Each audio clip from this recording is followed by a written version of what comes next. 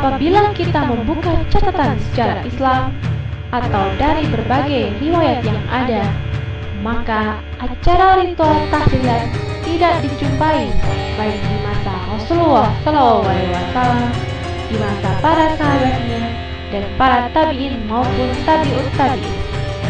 Bahkan acara tersebut tidak dikenal pula oleh para imam ahlus sunnah seperti Imam Malik, Abu Hanifah, Imam Syafi'i, Imam Ahmad, dan ulama lainnya yang semasa dengan mereka ataupun sesudah mereka. Tidak ada satupun keterangan dalam kitab-kitab yang disusun oleh imam-imam salafus saleh bahwa Nabi SAW, sahabat, tabi'in, tabi'ut tabi'in, dan para imam ketika meninggal kemudian ditahlili. Ketika istri Nabi SAW, Khadijah, meninggal dunia, Rasulullah SAW tidak mengadakan tahlilan untuk istrinya. Ketika Hamzah, paman Nabi, gugur dalam perang, Rasulullah SAW juga tidak mentahlilinya. Dan ketika Nabi SAW wafat, para sahabat juga tidak mengadakan tahlilan 3 hari, 7 hari, 40 hari, dan seterusnya terhadap kewafatan Nabi Muhammad SAW. Begitu pula dengan meninggalnya Khulafaur Rasyidin Abu Bakar, Umar bin Khattab, Utsman bin Affan, dan Ali bin Abi Thalib. Tidak ada keterangan bahwa kematian mereka ditahlili. Lantas, dari mana munculnya ajaran tradisi tahlilan untuk kematian?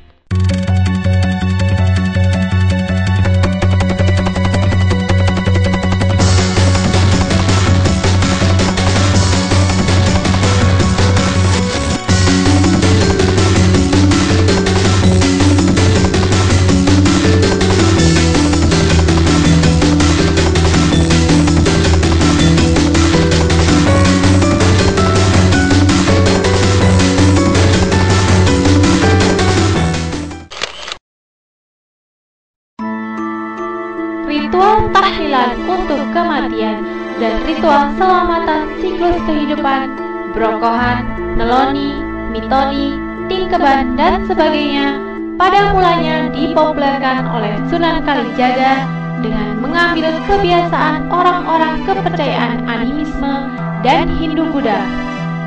Akan tetapi kemudian disisipi bacaan-bacaan Al-Quran dan doa-doa tertentu.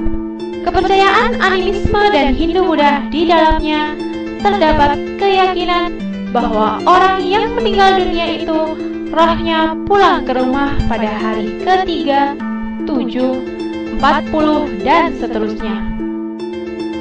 Keterangan tentang selamatan untuk orang yang sudah mati itu dapat kita temukan dalam ajaran agama Hindu yang disebut Pitra Yatnya. Pitra artinya arwah leluhur, Yatnya artinya selamatan.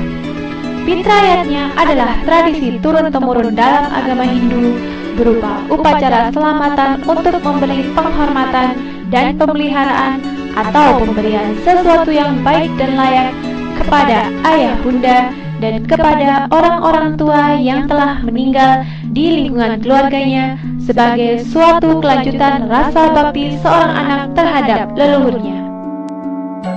Di dalam kitab Manawa seperti halaman 99-192 Dharma Sastra Weda disebutkan hari-hari untuk melaksanakan selamatan kematian ialah hari ke-3, 7, 40, 100, dan ke-1000.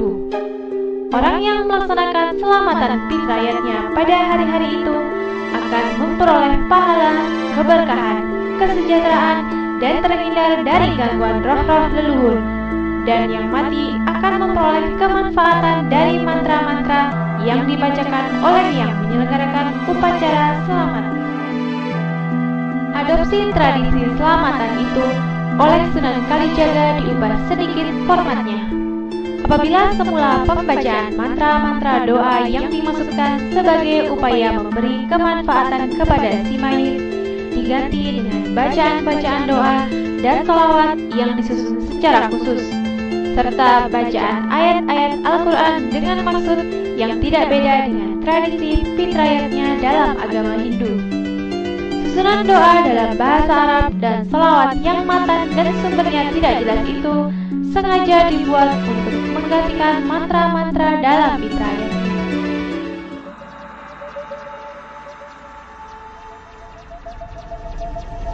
Oleh karena itulah gagasan adopsi budaya animisme dan Hindu oleh Sunan Kalijaga ini tidak sepi dari pertentangan di kalangan para sunan.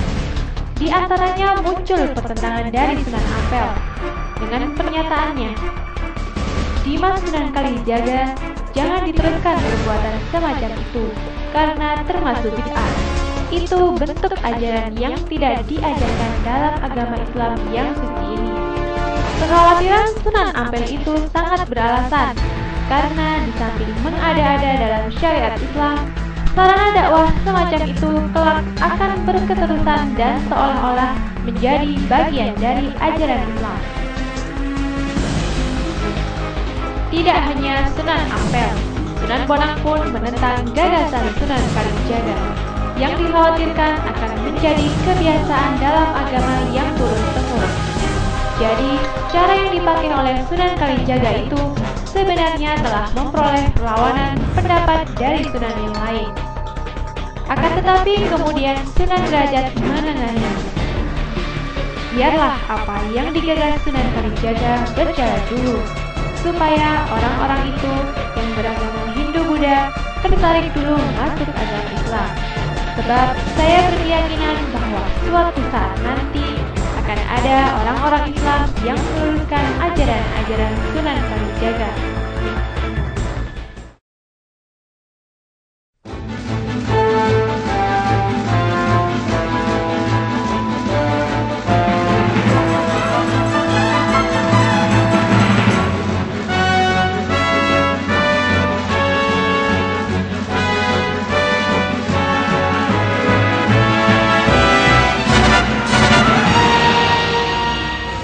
Itu disebutkan dalam sebuah buku tentang Islam di Indonesia di masa awal penyebaran Islam oleh Wali Songo yang kini tersimpan di Museum Leiden, Belanda. Tersebutlah sebuah dokumen kuno yang berjudul Handboek van Bonang ditemukan fakta bahwa buku ini telah pula dilakukan beberapa kajian dan ulasan tambahan oleh beberapa peneliti Belanda.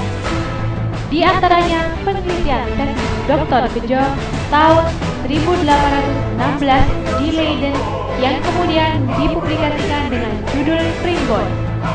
Berikutnya tesis Dr. Buning tahun 1881 di Leiden yang kemudian dikenal sebagai Primbon II.